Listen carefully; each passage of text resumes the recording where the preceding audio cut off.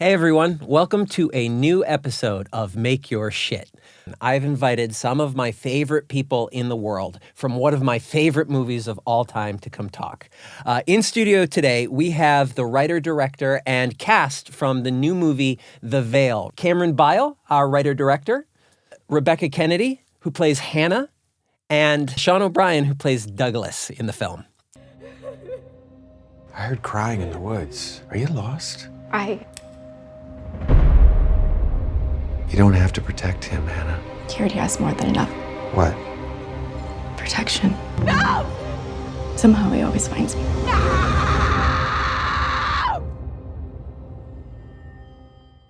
Thank you guys for coming today. I'm really excited to have you here. Thank you so much for having us. Oh my God, so many voices at once. This is going to be great. This is so exciting. It's a dream come true, really.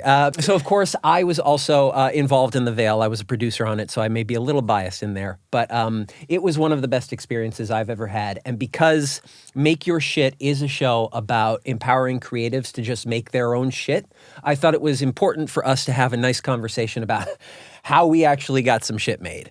So Cam, I want to start with you. So you were the writer-director of this. It's a supernatural horror, thriller, a little bit of drama, a little bit of sci-fi. How did you come up with this story? Well, it kind of started as a couple different stories that existed on their own, just gestating for years. And it wasn't until I was visiting my in-laws in Lancaster, Pennsylvania, and I kind of had this lightning bolt of inspiration where you kind of see where these different ideas can coexist and merge together into one story. And that was, I had been developing a separate idea about a massive solar storm that is so powerful it knocks out all the power in Los Angeles. And it was like, a bunch of 20-somethings like running around not knowing what to do. I always loved this idea of a man in a cabin or just isolated house, like in the middle of the woods, who is visited by a bride-like character in the middle of the night. And you don't know whether it's a ghost story or whether it's just some very eerie kind of thing. But the two ideas on their own, I could not crack. I just didn't know what they were beyond just the initial image. And then being in Lancaster and surrounded by all the trappings of Amish country made me think, well, there's something interesting that kind of seems like it might connect everything together. At least with the isolated woods story, you have something a little bit more interesting than just a woman in a wedding dress showing up and being spooky. We've seen that all a million times. But I feel like once you had the Amish angle in there, it really became actually something you could chew on. You could really explore the dramatic potential of that. So then you came up with this idea, you wrote the story, and then you just went and shot it, right? That's exactly how it happened. Just easy breezy, beautiful, right? What was end of podcast? Thanks for having us. What was the process of actually getting it? Going from having the idea on the page, having the story, and then actually getting it made? Well, it was pretty roundabout. I mean, once I had the idea, I started trying to see if I could put it together and make it work, and I just wasn't happy with how things were coalescing. I had other ideas I was more excited about, and it just kind of fell by the wayside. And then the pandemic happened, and after being locked in your house for a year makes you realize, we should make use of the time that we have because, not to be too schmaltzy, but tomorrow is not guaranteed. So with that in mind, I set a goal for myself to, as soon as it was physically possible to do so, to have something ready to shoot. And I looked at all of the stuff I had, and this stood out as something that I know I could realistically shoot with the resources at hand.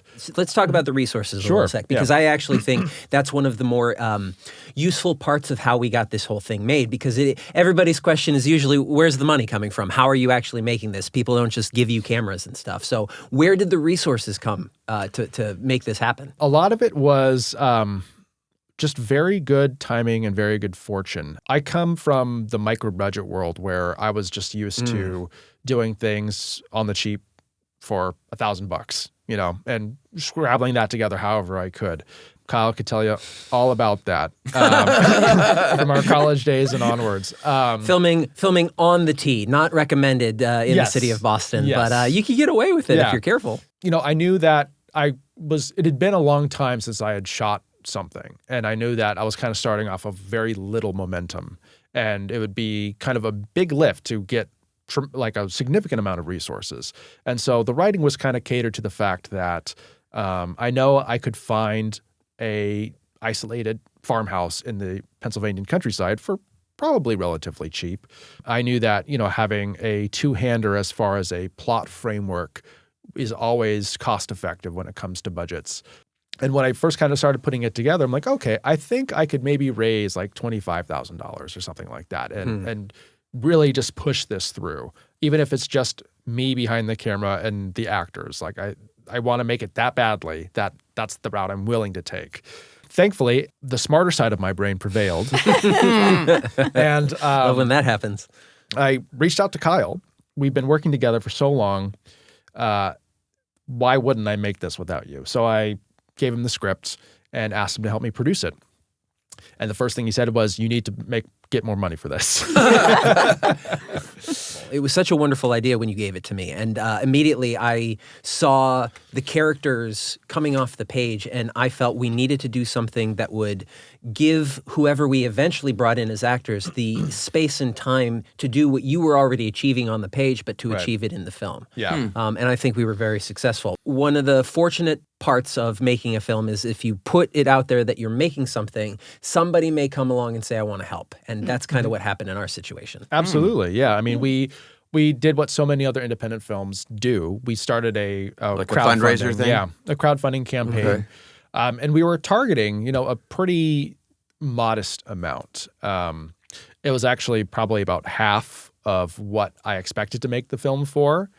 And I think somewhere in the back of my mind, it was actually very reckless when I think about it. Why is that? Well, because in the back of my mind, it's okay, I know I can raise this. I can confidently raise it about this much on a crowdfunding campaign. And how much was that? It was about like $10,000. Okay. And then I'll find the rest. I don't know how, but I'll find the rest. And as part of that, I had a very old high school friend of mine who had reconnected with me over my side project, the Director's Series, which is, a video essay multimedia project. I thought he might be a good resource as far as helping to pump up the crowdfunding campaign a little bit. But he actually came back to me with let's talk more. Oh, wow. I mean, in situations like that, you just don't get in this business. Well, the way you get it is by setting up the opportunity for yourself. And I think the smartest thing you did was you put yourself out there that it was happening. Yeah. And because you put it out there that it was happening, everything sort of fell in line with that. One of the best parts of everything falling in line is how we found our wonderful actors. Oh, no. Yeah, we're getting to it. We're going to talk about you guys. I thought I was going to get away with just listening. I hope you're okay with talking. You were just going to sit and listen, ask questions. Yeah. So, once we had the cash kind of lined up, we were like, okay, can we get the actors that we want? So first with you, Sean, you were the first one to come aboard. You were linked up. I came on before she did? Before Rebekah, just a little bit before Rebekah. I did not know that. Okay. This is not a question. The energy and the passion with which you approached the character of Douglas was inspiring to me in a way that I still use in the work that I'm doing today. So I'm going to put you on the spot and thank you for that, because really working with you was incredible. Thank you. I mean, not to sound, like this is what I should say, but like when I read it, it was like, wow, these are the movies that I like. Well, Douglas, as he's on the screen here, as you can see, it was just a three-dimensional performance that you were pulling into it. So I want to ask you, what was it like finding Douglas on the page? Did Douglas, was he a natural fit for you? Where did you find Douglas in yourself as you learned about the character and became the character? It was actually, I don't know about you, but I didn't have to. I tend not to do this if I don't have to. I didn't do a lot of backstory. It's just not the way I operate, unless I have to. You know what I mean? And Oh, just you went, imagine for that sure. I'm in this situation, and I can absolutely relate to him. I've played priests before, so I'm comfortable with that. But I guess it's as you get older, you have so many situations that have happened where you regret what you did, and there's nothing you can do about it.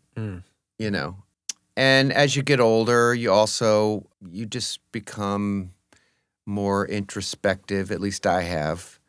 And so everything that was going on with Douglas, I could just sort of relate to, in a way. Not totally, but like the isolation, the sort of, I don't know, midlife crisis, if you want to call it that. Sure. Or post-midlife crisis. My third one or my fifth one. Just a series I'm going to of have crises. a bunch of them, I'm sure. The biggest challenge with a priest, and I don't know why, but I always fall into this, is trying to behave in a way that is not, I don't know if this makes sense, but every time I've played a priest in general, I have to get through the reverential vibe. Sure. Of feeling like everything I do is precious and sincere, like I'm talking right now. Like I'm playing a priest, so I'm going to talk like this, and I'm going to be very pious. There were a few moments, even when I was watching the movie, where I was like, oh, yeah, that's my pious priest voice guy. He came through. But on this particular movie, I decided, you know what, I'm going to do everything to not do that. It's me. It's Sean O'Brien in this situation.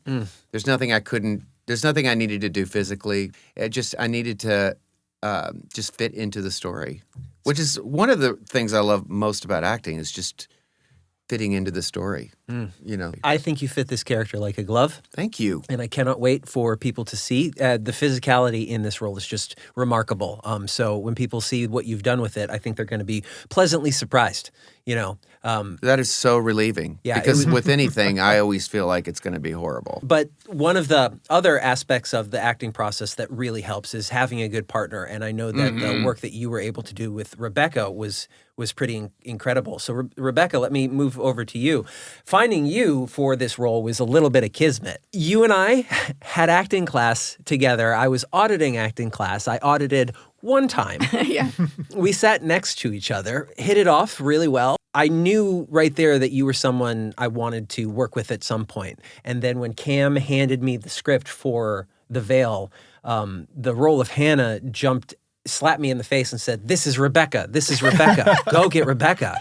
And so I called you up and said, "Hey," or I think, what did I do? I didn't call you. You DM'd me on Twitter. I DM'd you on Twitter. So if you don't check your Twitter DMs, people, you should. Please do, because There could be a job waiting for you. Turned out to be an epic connection, I would say. Yeah. So I'm so happy that you came aboard the project. Tell me a little bit about your experience in learning about Hannah, who she was playing a young Amish runaway. What was that like? It was. Well, when I read the script, I immediately felt like Sean did, and I was like, I have to be a part of this. So I was so thrilled that you guys were even considering me. And then obviously after I met you guys on Zoom, it was like it felt right. And I was like, I remember after our Zoom meeting, I clicked leave the meeting, and I was like, I have to do this. Like, what do I do? Like, I have to play this. So I was just ecstatic when you guys were like, yes, we want you. But then I thought, oh no, now I have to do it. I don't know if you've ever had that feeling. Oh, yeah. Where you really want something and then you freak out because now you actually have to do it. And I just felt like, this is going to be an interesting challenge. But you guys obviously made it so easy. One thing that was really helpful was I got to meet with a woman that used to be in the Amish community, and I talked to her over Zoom for at least an hour and a half, and that was just gold. I took so many notes. She let me ask anything I wanted to ask. That way I knew, because there's only so much you can look up. I mean, I watched the documentary, you suggested. I did a lot of research on Google, but there's only so much you can really learn from a community that is not online, that doesn't make, movies. So, and one thing she had told me was that so many movies and TV shows that have portrayed the Amish have just gotten it not right. So that was and I hope, somewhere down the line I did as close to as I could. My goal was to honor them in the way that I could as much as possible, while also obviously honoring your script. But just being able to add little things like praying before a meal, that was really important to her, she said to them. And so I was like, things that I could add, as much of that into the beautiful story you'd already written was my goal. And so that's how I approached her first, was just learning all the facts and how I could make her, give her the strength that she said that they have. That was one thing she said, that they often are portrayed as just meek and demure and have no strength about them. So it was like finding that in her, especially, towards the end of the movie, was important to me. And then kind of like Sean said, finding her in me, what is already there. I can relate to her feeling isolated. I can relate to her feeling like no one understands. No one gets her. I'm probably going to get emotional because that's what we do here as an actor.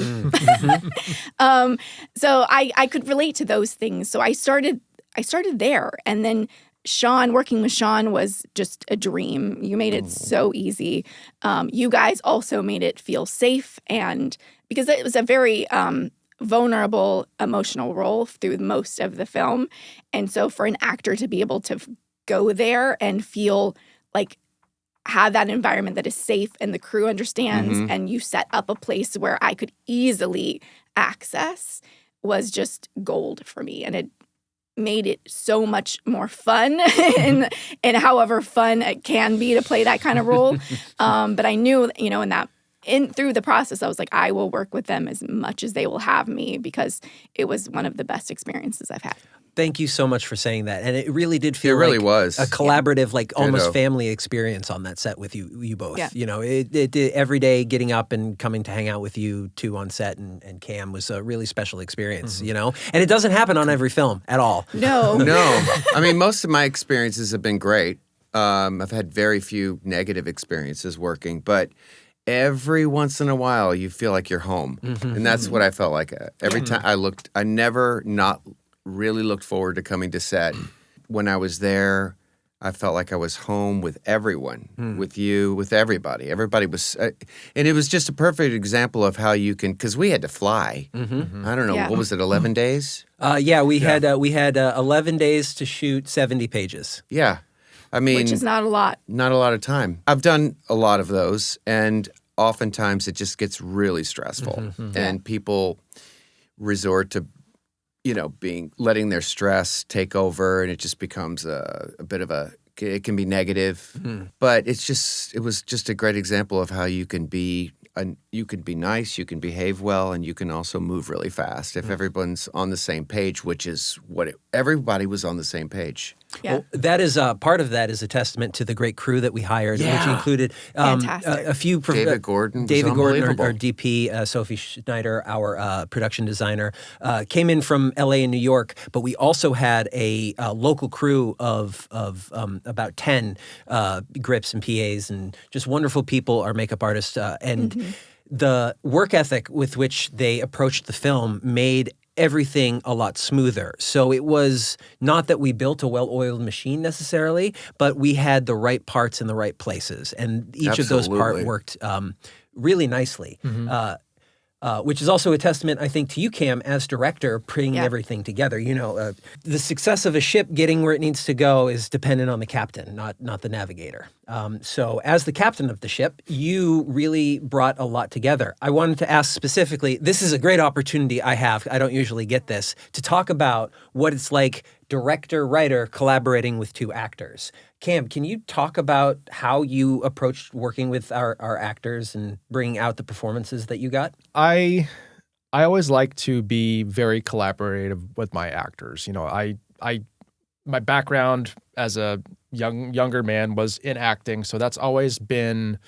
I've always had a really soft spot for actors. That's why we're good friends. Yeah. Well, and it shows. Yeah. You care very much about us in our performances. Yeah, I mean, it's important to me, and I want to, I'm deeply aware of my responsibilities on set as the director, and what that means from a collaborative standpoint. And so it's really important to me that you guys always feel safe and secure, and that you can and that you have all the tools that you need to express your characters as fully as you can. And I try to provide you with everything you could possibly need. And I know every actor's process is different. I know spun like elaborate backstories that you guys could have and you didn't need to use, or you could pull as you wanted. Because like you said, like that, the backstory stuff it's ultimately irrelevant to the story you're telling unless it does play a direct role. Yeah, unless it works. But sometimes, not to interrupt, but sometimes I find that even just reading it and knowing it, even if you're not thinking about it, sometimes stuff just like kind of comes up anyway. Yeah. So even if I don't have to study it, right, but it just kind of finds its way through anyway. You mean reading backstory? Yeah, like the one you after you've gave written it? us, Yeah. for instance. Yeah, like, for sure. You know, it was Okay. like knowing that I had sisters and a family, and you know, in the moment where you're you know, in the movie when you're asking me like when you got married, or like just knowing that like I have left them and I will never see them again, just fuels me emotionally. Yeah. Yeah. Stuff like that. Exactly. With you guys working with Cam, was there any distinction in how Cam operated as a director versus other directors you've worked with? How was the process of finding who you were to each other involved with Cam kind of overseeing the whole thing? What was that process like? Well, I remember that we rehearsed some, which was helpful. You don't always get that, especially in indie films. There's not time. So rehearsing our foot washing scene especially was really helpful. Because there are real tender moments in this, in Within the middle of all of the horror. And so that going into that scene that day was a really big scene for me. And I knew that like we didn't have a lot of time to get it right. So I felt the pressure, not that you were putting me under pressure, but that helped relieve some of the pressure, knowing what we were doing going in and not going, okay, let's find it now, when the crew was like, we don't got time.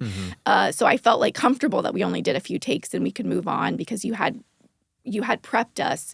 The major thing that stood out to me was the last day when we were in the woods was really cold and really a little stressful, not because you were making it stressful, just it was cold. And it was cold. We were outside. Yeah. For the first outside time, in Pennsylvania. We had very little time to do Very a lot little of time. We stuff. should have had 2 days on that. And we only had one. And it was emotional stuff, and it was a very big part of the movie, right? So it was very important to me that I got to get this right.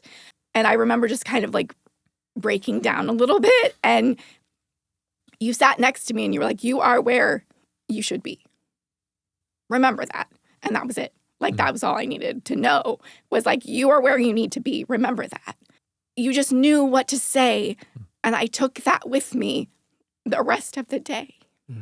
And I just, used that in my head. We all have our strong points and our weak points. I don't know if those are the right words to describe, but as actors, are easy go-tos and things that are harder. And maybe it's a guy thing, but vulnerability is definitely a challenge for me. I just felt like I was in a completely non-judgmental world. And even now, I mean, your vulnerability and your openness about your vulnerability So embarrassing. made me feel so completely free that, this is what we're doing, And it gave me the, I don't know if courage is the right word. That might be too much, but it gave me the cojones to feel like I could go there. You know what I mean? And I wasn't going to have to be, calling the makeup lady for more menthol, which I kind of did too, Well, you were in a But different, I did it because, state. I was doing that just because I was like, that's a good backup if I can't get there. But You set up a set that allowed it to feel safe to do, and that's not always true. yeah, and you did too. Yeah, you both were of very you. much a part of that. Yeah. You're the producer, and you have to make things go. And every morning when I saw you, I knew I've done a lot of jobs, and I know how many things are on your brain about the day and about tomorrow and about yesterday and everything else. And you never brought any of the negative aspects of that to the set at all. Thank you for saying that. for me, it's really important that while we're making art, we never forget the humanity at the center of it. If we're gonna treat each other like crap, why are we even making art to begin with? Yeah. And Yeah, so, sure. coming to set every day, I knew it was important for me, no matter how I was feeling, to help set the tone for how we were going to take through the day. And working with all three of you actually made that really easy because all three of you are wonderful people. I think empathy, and as I say, empathy is empowerment.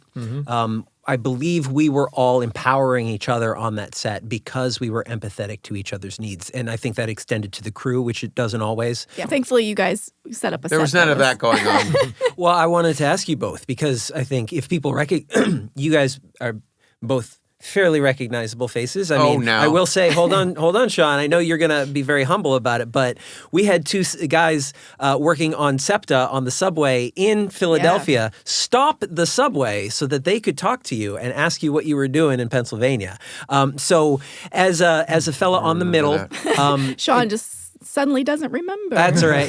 That was a travel day. You're free to forget all about the travel days. But it was for me like a watershed moment. Also, Rebekah, people recognize you from your role in SVU and Station 19. What's the big differences in working big TV shows versus a small independent film like this? Do you approach the work any differently? Do you expect the work any differently? Do you treat the work any different? Or is it just another day at the office? I don't treat it any different in terms of prep. I know that TV also moves very quickly, at least the projects I've been a part of. Even when it's heavy material, you just still don't get a lot of takes. So I know that coming in, I need to be prepared to nail it take one, and then hopefully I get 4 or 5 if we're lucky. And so it doesn't really change that. I know that I still don't get time to quote unquote find it in the moment. I need to have made my choices and then adjust as the director tells me. And then I just know that on an indie movie, I'm just aware that we are moving quickly, more quickly than a TV show usually, depending on how many days. And that, not to put pressure on myself or say like, you better nail it, Rebekah, but just that I know that I also need to come just as prepared as if I'm, making a multi-million-dollar movie or TV show than if I'm making a smaller budget. It doesn't matter. I still need to be as prepared as possible so that I'm making your job as easy as possible. And knowing, especially this kind of film, knowing the kind of material, the heaviness of it, the not a lot of time, I was like, I really needed to be as prepared as I could be so that we could play when there was time. And if I didn't know it or wasn't familiar enough with it or didn't understand Hannah enough, that there wasn't even room for that. And thankfully there was. I'm pretty much the same way on that in terms of like any job I get, I just do it the same way. I don't look at it. I mean, I know that certain jobs are, like you said, are going to be faster. So I try to look at every job as like I'm only going to get 1 or 2 takes. Yeah, right. And then if you get more, because then if you get more, it's a bonus. and then lines change on the fly as it goes too. You never know if the thing you learn in the morning is going to be what you say by the end of the day, which can be an obstacle. And in fact, Cam, I think one of the things about working with you we've worked together for 20 years, we have a shorthand when it comes to dealing. I noticed that when I was watching you guys work together. We're almost at the point where we're just like a look and a wink and we know exactly what's happening. But I love that. what was it like? What were the obstacles for you for getting this done? I'd say let's stick to on the production itself as we were rolling. What were the biggest production obstacles that you had to deal with? Time. Never a friend. Never enough. Yeah. Kind of speaking to your point earlier about, once we were shooting, giving you guys the space you needed to and the time you needed for as many takes as needed, actually rolling camera is the cheapest part of making a movie. So once you're there, you might as well take your time. Yeah. But on the flip side of that, we had 10, 11 days to get 70 pages in the can. And that's a tall order. And it helps that we were all together in one location. It probably didn't help that it was so remote. Took Why is 40 that? minutes. We were in the Just 'cause it boonies. took Oh, so just long in terms to- of Just so much of the traveling. day is spent traveling And you were also, not only were you the writer and director of this film, you were also the bus driver for this film. Yes. So you were the one carting us back and forth from the Yes. hotel. Yeah, I was also the accountant at the end of the night, just sitting at my in-laws' dinner Oh my table, gosh. tallying up what we spent on the day and Why- freaking out about the next day and what we were going to spend. While also caring for your 3-year-old at home. This is So, true, yes. Lot happening Wow. that you had to Well, deal you with. never seem stressed. You always Oh, have this really I hide it calming. well. Yeah, you do. No, you It did. comes There were out a in my few hair. times where I knew where I can't remember exactly, but I do remember one moment. But it was I think it was like the second to last day where we were just kind of flying and things weren't. You remember the scene where we had to change it? It had something to do with the candle and Yeah. Because we yeah. couldn't use the fireplace, And- so we had yeah. to use a candle. yeah, and instead. I was just having fun watching. Being kind of amused watching you be calm. Well, I mean, it's, I like to think of it as jazz, where you can plan all you want, but at the end of the day, you really have to improvise when you are actually shooting because, there's the film you have in your head, the idealistic vision of the film, and then there's the film you actually make. And never the two shall meet because you're running up against the cold, hard realities of reality, Yeah. And you have to be okay with that and find the ways in which it makes the product and the film richer, if that makes sense, Sure does. And because- space for the happy accident. Exactly, because that's what gives it life. If you try to control it within an inch of its life, it's going to feel inert or lifeless. And if you embrace what's going on, oftentimes you're going to be left with a lot of happy accidents. You're going to be left with things that actually make it better because you hadn't considered it. For instance, I think a great segue into one of my favorite moments, which is, you really can't. You can plan around weather as much as you want to, but it often becomes an obstacle if you don't plan correctly. But on the rarest occasions, the weather itself can be the biggest part. And there is a moment we have, and I don't want to spoil it. You got to go see the movie. But the fog in hilly central Pennsylvania in the springtime is unbeatable. We had another happy accident where we needed a small crane, and because of a miscommunication, we got a big old gas crane that we ended up using almost as a drone because we could raise it up as the camera was recording. So I thought, man, it would be really nice if we had some kind of hero shot for this. And then Rebekah said, "Well, I'll do it." Yeah, let's do it. So you said, "I want to use this fog." So tell a little bit about that. Yeah, I just remember you guys saying like if we wanted to use it, we would need to go really early before it rolled away, and I was like, let's do it because I'm within reason as far as not getting hurt, right? I'll do almost anything in terms of if it's a great, if it makes the shot great. So I'll get up earlier. I'll be in the cold. I'll not suffer, but because trust me, that's not suffering. I will endure it for a bit too. And that shot is beautiful. And it's one of my favorite shots in the movie in terms of just the look of it. And I'm so glad that we did that because that would have been such a missed opportunity. And it just happened to work out just perfectly. But I remember it was a little stressful in terms of we're like, okay, we got to get everything, make sure you got it, because we were like, we're going to lose it. And so it was chasing the fog instead of chasing the daylight. I remember taking pictures on my cell phone of all that. It was just unbelievable. It was just, I mean, you could not plan for, like you said, we couldn't plan that shot if we wanted to. And what a happy accident that it turned out to be. Yeah, and I think it's really important not only to set up yourself for success on a film, but also allow the filming itself to kind of dictate how it goes. What were some of the hardest sort of things for you in the process of shooting? Well, I'll tell you, I can't say that anything was difficult because I like to work a pace. I like to work at a solid pace, and we were always moving forward and not getting stuck. I think anytime I started to get a little worried about anything, that's when Cam would step in and say, "Hey, here's what I've got planned for the next scene. This is what we're going to need if you can hit that." So the best way to avoid nerves on my end is to rely on somebody else because then we're sharing the load. Yeah. And I think that the only challenge for me was to be patient.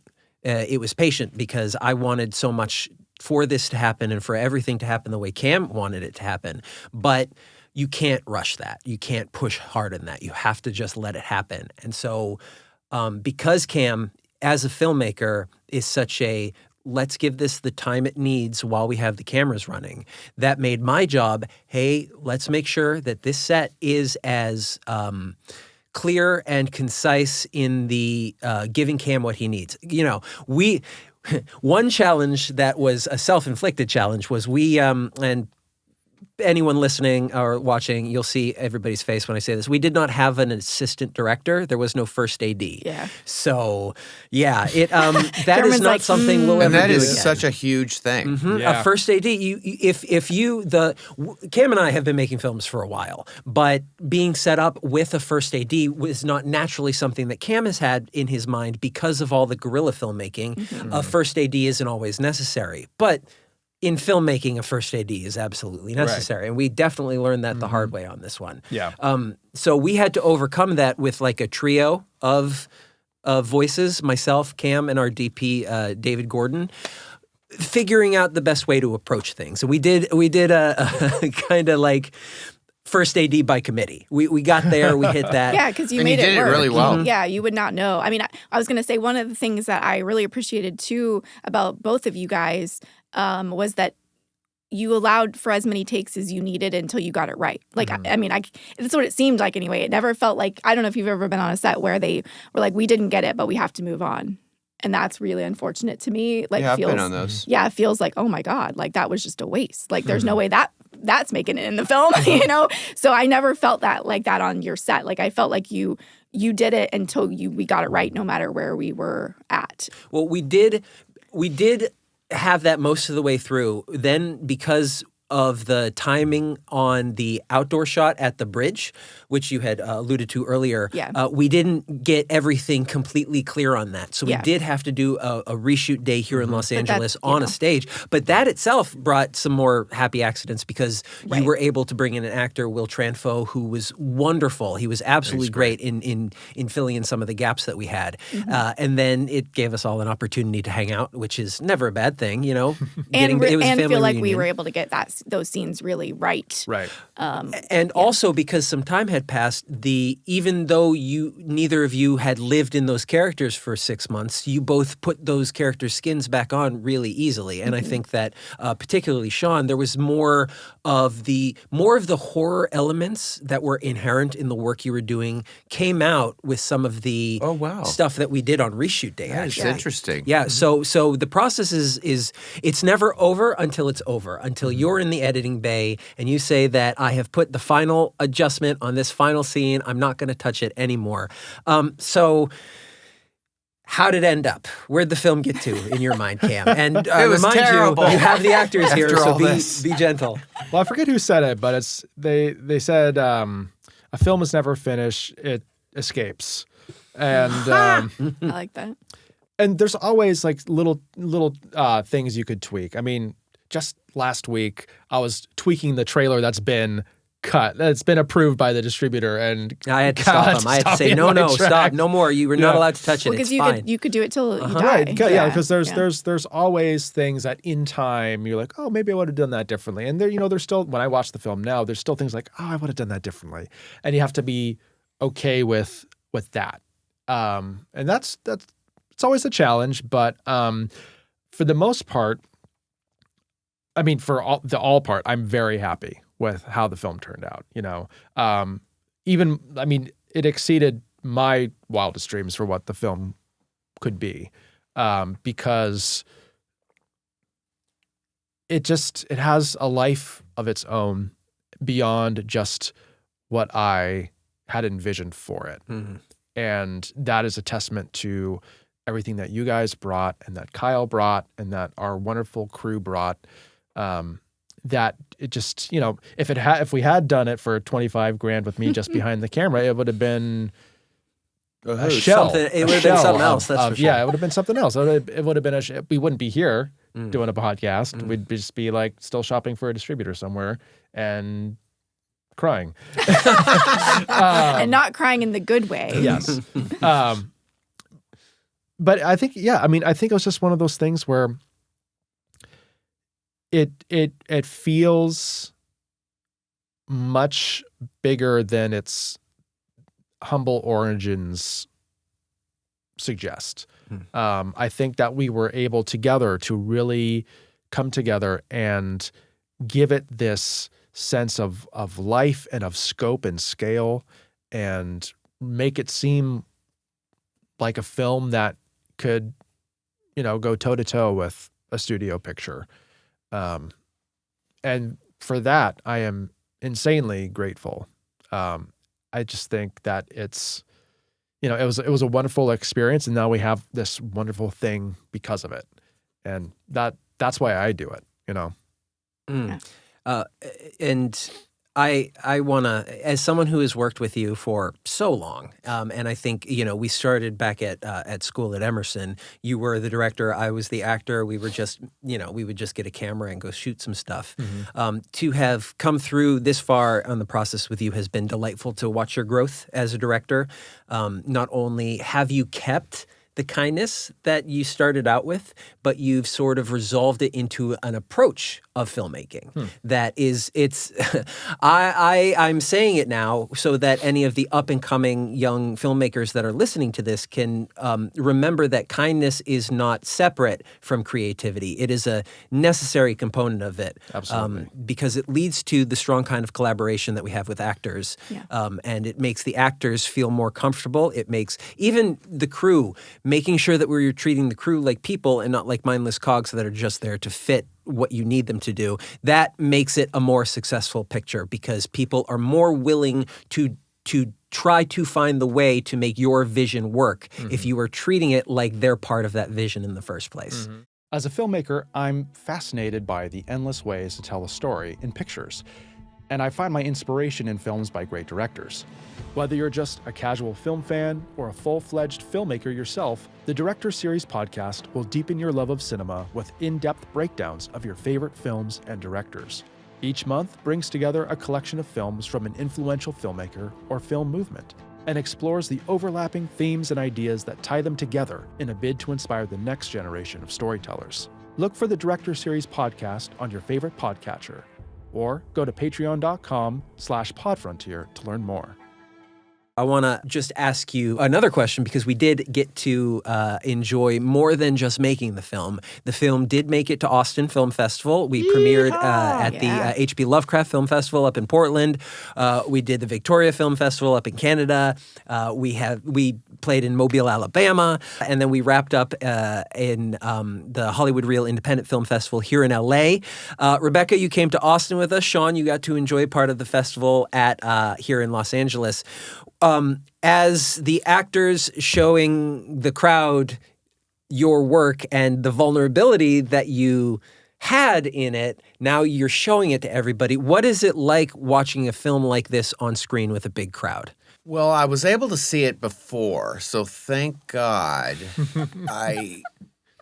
Because I don't care what the job is. The first time I'm seeing a movie, if I'm seeing it with other people, I'm just sort of frozen. It doesn't matter if it's good or bad or whatever. It's just me. I just am like, oh my God, what have I done with my life? And what have I done? That's just me.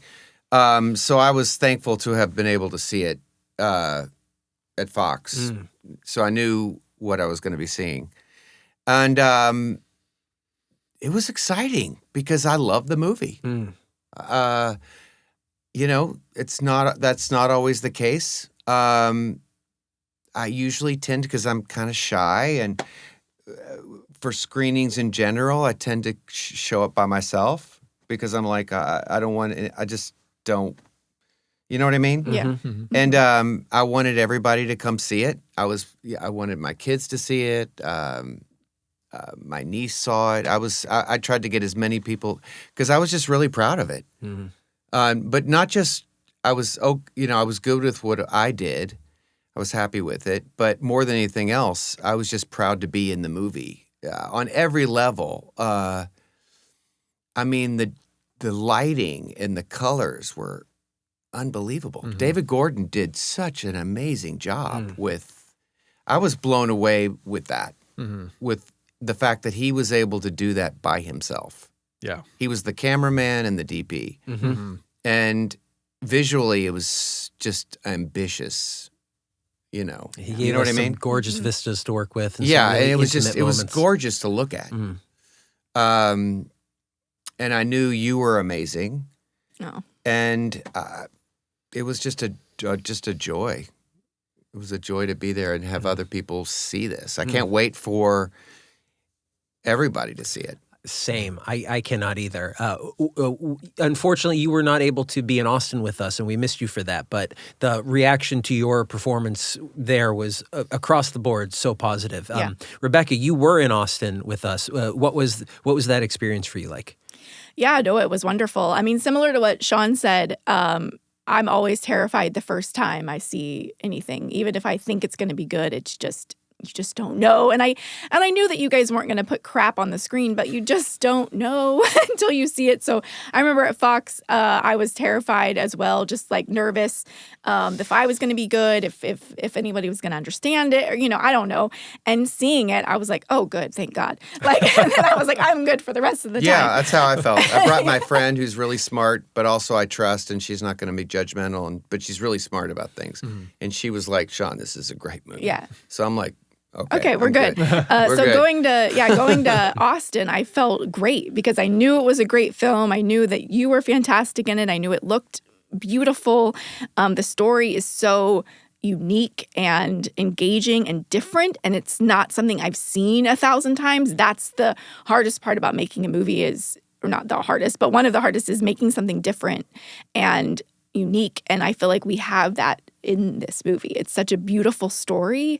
So that experience going was just like so thrilling because I'm so proud to be a part of this project as well. And knowing that we worked so hard and then it came together so beautifully is just makes me so happy because not always is that the case. Even when you work hard, even when it goes well, sometimes the end product isn't always great. So this is just I don't know how else to say it. It's just I feel really, really privileged and proud to be a part of this film. And I can't wait for people to see it because I really think they're going to love it.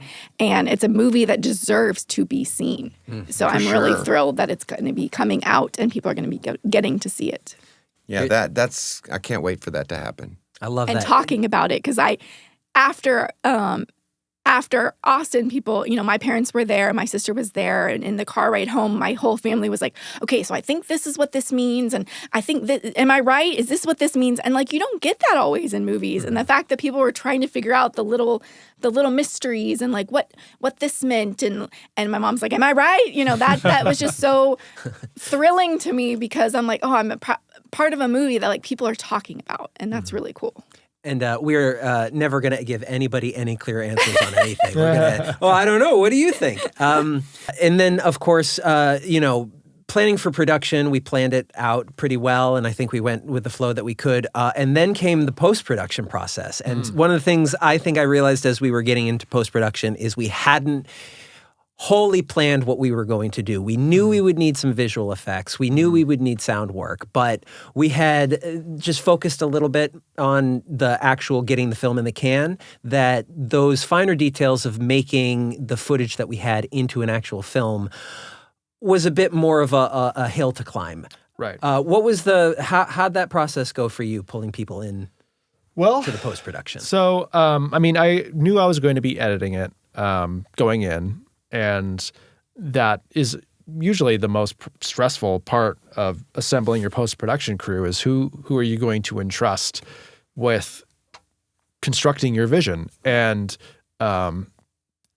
fortunately, we didn't have the budget to trust somebody else.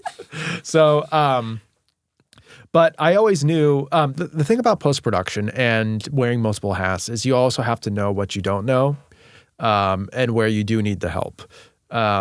And I think one of the smartest moves was bringing in our post-production supervisor, Josh Wolf, who has an extensive network of contacts that he's worked with over the years, and he used to work for Amblin, for Steven Spielberg's company in the post-production department. So he really knows his stuff in that arena, and he was able to hook us up with a really great sound designer, sound mixer named Luke Schwartzweller, and as a result of that, we were able to mix the film on the James Cameron stage and Fox Studios. Like, So cool.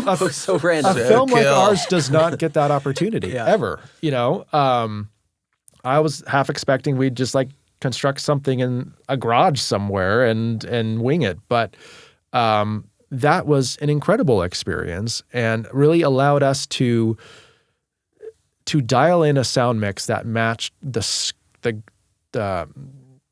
the grandness of the visuals, to really marry that and to make it feel much bigger than it actually was. Yeah, and the big reason that we were able to get someone like Luke, someone like Patrick Fitzgerald, we had Elena Scott, a friend of mine from Twitter of all places, helping us do the VFX as a supervisor. We were able to get folks like that essentially for a song, I feel in large part because we had such strong footage already going, because we had what we had done in Pennsylvania.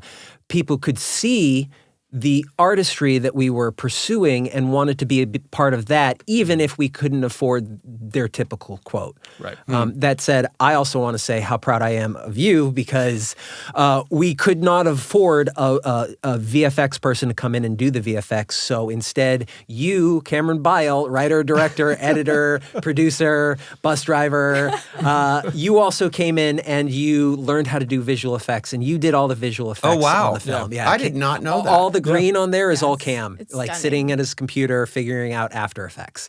Wow. You learned a new skill for this, essentially. Yes. Do you always learn a new skill on movies that you do? Well, I always, when I embark on something, I want there to be some aspect that's a major challenge, because that makes it worth doing for me. And I think the VFX represented that for me on this show. I didn't know whether or not we would be having an outside person doing the visual effects when we set out to make the film. I just knew that, but I also knew that I wouldn't go about making it if it couldn't be done in some form or fashion. And I had a kind of a working knowledge of how one could go about achieving these effects. I saw it as kind of a case study in really being able to harness the tools that are available to us to realize your story, no matter what your personal circumstances are. There is absolutely a time and a place and the necessity for professional visual effects artists and the large visual effects houses. And I think just in tackling it myself, I just wanted to be able to demonstrate to other filmmakers like myself that they didn't necessarily need to be constrained by by the modesty of their resources. That you can now tell stories that are much bigger than what you think you can get away with, and that was important to me. It's like now all your movies moving forward have the. It's like, why are all of his movies have the aurora? Yeah, it's just we're Aurora-centric now. We're an Aurora-based studio. He's like, listen, I learned this skill. I'm using it in every movie. Well, I think you're all such great people, and every 2 years and going of this family situation has been really wonderful. So, thank you all for being here. Thank you. Thank you for the work that you did on this you. film. And we are going to be making lots more. It feels like this is really just the beginning. It is. Absolutely. You know, This is the start. for us. Working with you guys has been such a privilege. So Thank you, Rebekah. Thank you, Sean. Thank you. Thank you, Cam. Thank you. Thank you all at home for listening, and if you're watching on the YouTube, for watching. The movie, again, is called The Beyl. Please follow us on FilmFrontierStudios.com. You can also find us on Instagram at FilmFrontier Studios. You can find us on Twitter at FilmFrontier LLC. And you can also find us in Los Angeles, but please be kind when you meet us at coffee shops. Follow, like, I startle subscribe. easily. We do. We all startle Startle very easily. easily. And thanks again for tuning in to Make Your Shit. And if you are a creative looking for self-empowerment, just keep listening to this show because we are going to have more creatives on who can really give you insight that will help you take your career forward and get your shit made. Until next time, I'm Kyle F. Andrews. Make your shit. Thanks again for listening. I hope you got a little creative inspiration to carry you through your next great challenge. Until next time, I'm your host, Kyle F. Andrews. Make Your Shit is produced by Kyle F. Andrews and Cameron Beyl, and co-produced by Emily Castro. Our production supervisor is Morgan Rutter. Edited by Zach Morrison. Audio engineering and sound mixing by David Iskandarian at JTB Studios in Atwater Village. Make Your Shit is part of the PodFrontier Podcast Network, a FilmFrontier Studios audio project. For more information, please go to www.filmfrontierstudios.com. I'll be back in 2 weeks for another interview. Until then, get out there and make your shit.